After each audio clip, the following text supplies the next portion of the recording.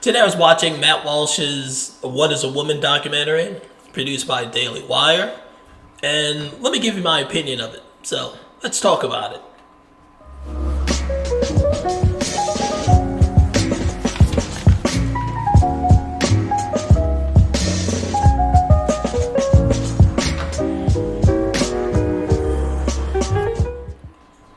Hello everyone, this is Keith. Welcome to the Ghetto Sapien channel, your home for inner city intelligence. So yeah, the documentary by Matt Walsh, produced by the Daily Wire, What is a Woman?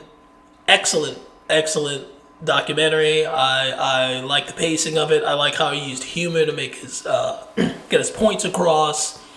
Ran about an hour and 30 minutes. Didn't feel like it at all. It's behind a paywall, so you got to pay for it. Worth it. I think conservatives need to start supporting other conservatives who are doing things like the Daily Wire, Tim Pool, things like that. People who are trying to enter the culture wars and produce their own entertainment. Conservatives complain a lot. I know I do. We complain about what's on TV and on streaming channels, but yet we still pay to watch them because we try and find some good things, but we're supporting people who hate our guts, to be honest. So I think it's worth it supporting, conservative culture and companies that try and produce traditional culture. Just kind of push back in the culture wars. Because look, I know we try and say we use logic when we're conservative or libertarians, and logic takes you but so far. It's true that facts don't care about your feelings. But even bigger than that, feelings don't care about your facts. And a lot of people are moved by feelings, to be honest. We can't ignore that. We're tribal culture, we're tribal people. And a lot of our traditions and stories have been passed along by the campfire, by intriguing stories, storytellers, who have talent, can really capture people and capture their imagination and change ideologies and change entire cultures just by telling stories in a way that really gets to people and makes them think. So we can't just always be talking about policy. You have to find a way to sell your story and sell your ideology. And I think the Daily Wire, and shows like it, and organizations like it need our support, to be honest. So let me just show you the trailer and kind of save my voice. I'm losing my voice. So I'll show you the trailer for What is a Woman? I have traveled all over the world for the past year asking one simple question. What is a woman?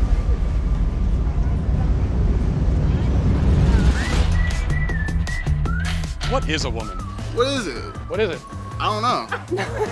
People are laughing. Is that a dumb question? I've been asking everybody this, and almost nobody can answer it. What is a woman? What is a woman? That's a great question. If one person could tell me what a woman is. Congressman, thank you for being here. I think this interview is over. Let's turn off the cameras. Just wanted to know, what is a woman? And you're not going to find out. It's not a complicated question.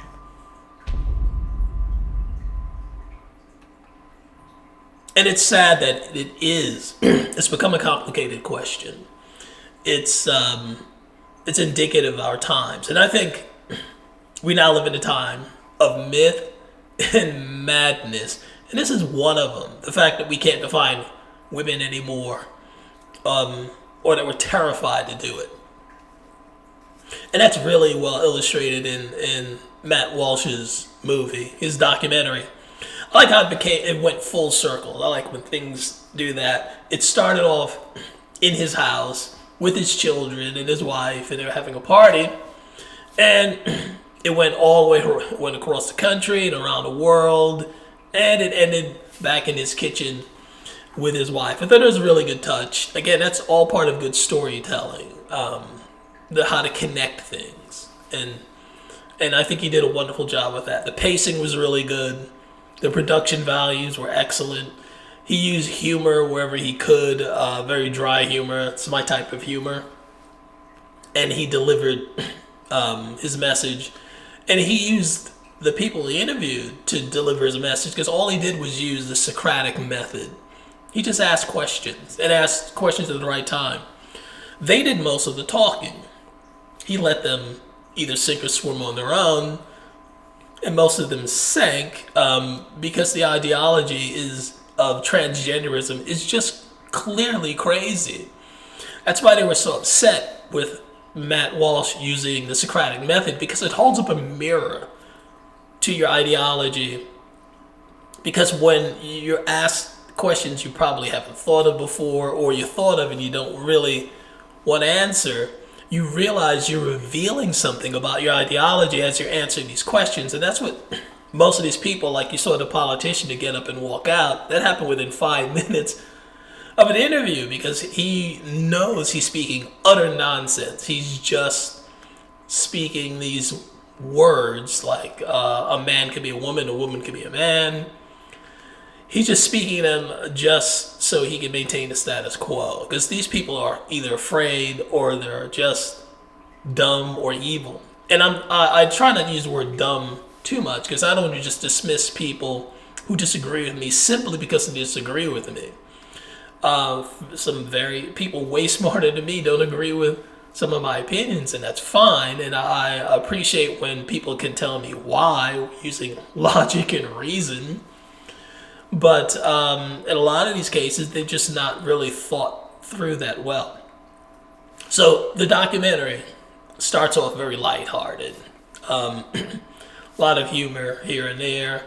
And then one of the last parts where the last bit of humor is when he goes over to the Maasai tribe, as you saw, in Nairobi. Because what struck me as I'm watching most of the people explain, he spoke to college professors, surgeons, therapists, people on the street. He spoke to a wide variety of people. And what struck me among all of them, all of the people who lived in this fantasy world where men could be a woman and women could be a man, is you start looking around, you notice they live in a nice, almost everyone, nice environment, AC, heat if they needed. You could assume they have good access to hot and cold water, fresh water, food, shelter, things like that. And they had these insane ideas, and I think it's the idea of transgenderism is a luxury of the first world. When all of your physical, your bodily needs are met, and there's no spiritual anything behind it, I think you can tend to just take things for granted and start questioning things that have never been questioned before, because you can afford to. You not believing that there are binary sexes is not going to stop you from being able to get water or food and things like that, because you can indulge in these silly things. So when he went to the Maasai in Nairobi, Kenya, and there's no electricity, no running water, grass, thatch roofs and mud floors and mud walls, they have no time for this insanity. So when Matt was asking the translator and asking the Maasai chief, can a man be a woman or a woman to be a man, they thought it was all very silly. And it was to them. They don't even have a term in the Maasai language for transgender. That doesn't make any sense.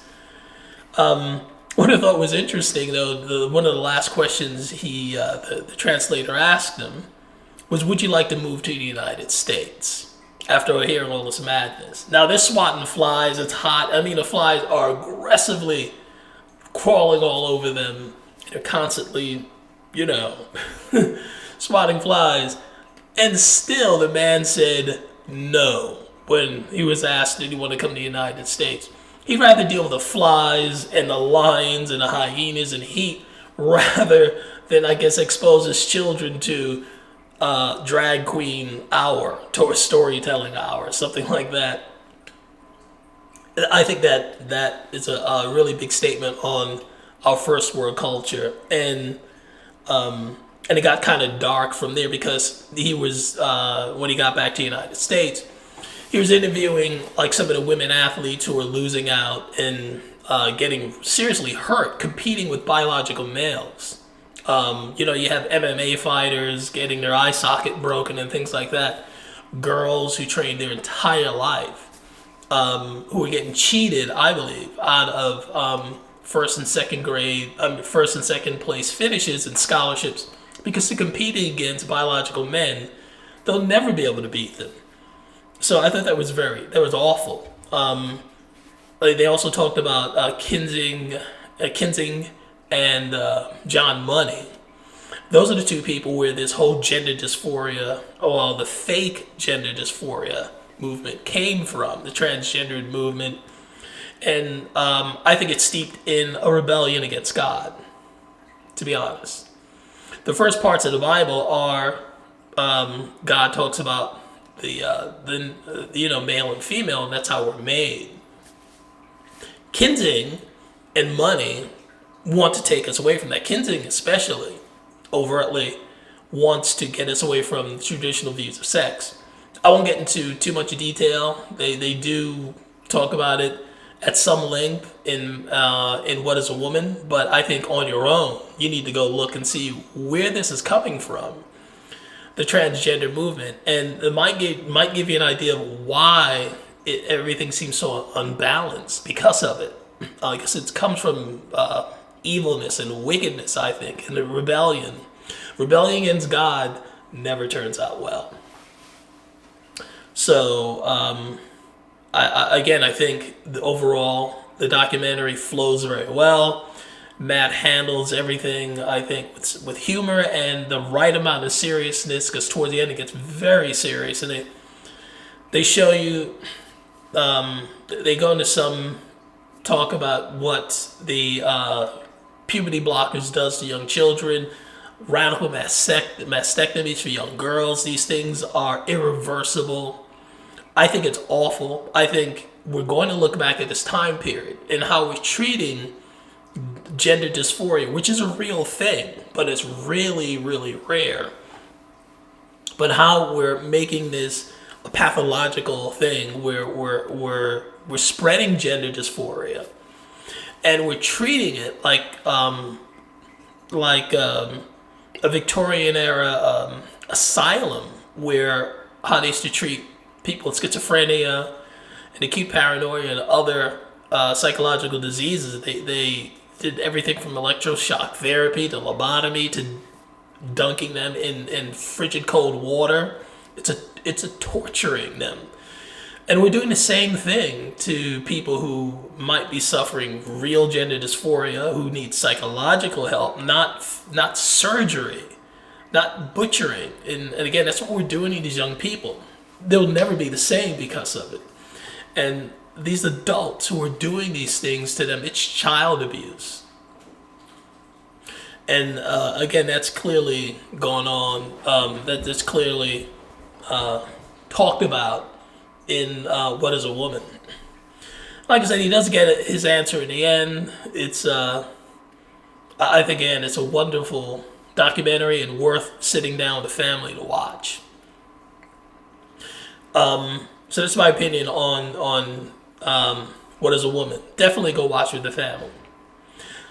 Something else that I got out of it while I was watching it is this isn't the first time that the left has taken words, names, things that we take for granted and twisted them and caused confusion and all for political gain. The confusion between males and females can I think be mapped to the confusion about the definition of what is it to be black. What is a black person? This has been going on for a long time, and it seems like black people have always been the guinea pigs for the left when they try these psychological tests, the experimentations. Like, what if we break up the family? What's that going to do? Well, look at the black community now. And in a similar way, where it's like, what if we confuse male and female? It's the same thing, at least to me. It's been done already with the black community, where what we used to just assume was, being black is a genetic trait, it's ethnicity, it's culture, things like that.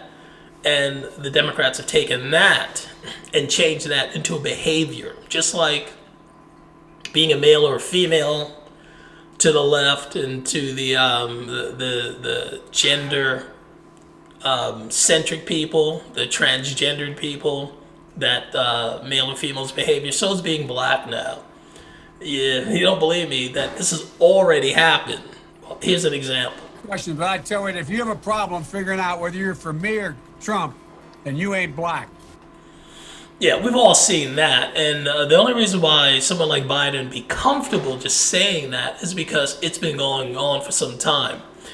He and his party believe they control the who is black and who is not.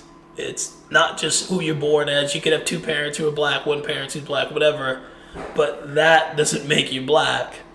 Just like if you have an X chromosome, that doesn't make you a female, according to the Democrat Party. It's your behavior.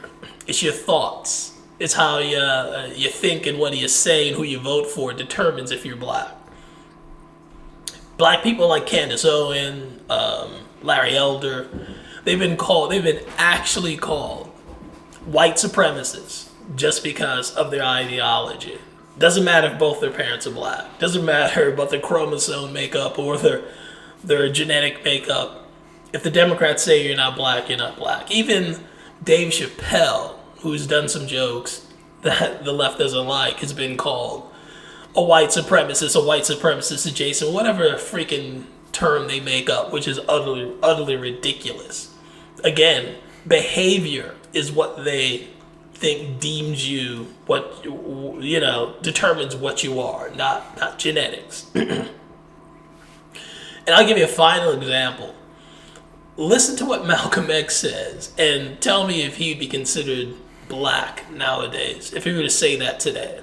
There are many whites who are trying to solve the problem, but you never see them going under the label of liberal. That white person that you see calling himself a liberal is the most dangerous thing in the entire Western Hemisphere. He's the most deceitful. He's like a fox, and a fox is always more dangerous in the forest than the wolf. You can see the wolf coming. You know what he's up to, but the fox will fool you. He comes at you with his mouth shaped in such a way that even though you see his teeth, you think he's smiling. You take him for a friend. So, according to today, Malcolm X wouldn't be considered black.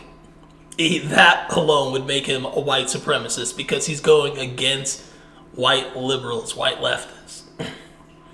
And you know it's true. So this is what happens when you allow a political party to just take over a word or a definition. They bend it to their own benefit, to the harm of whoever else. They don't care. It's a way to just gain power. So again, the confusion with gender is no different than the confusion over ethnicity. It's whatever suits the power of whatever gets the Democrat Party more power. But that's my take on all this. I think I've talked enough. I'm losing my voice. So what's your comment? So comment, like, share, and subscribe. I'm out.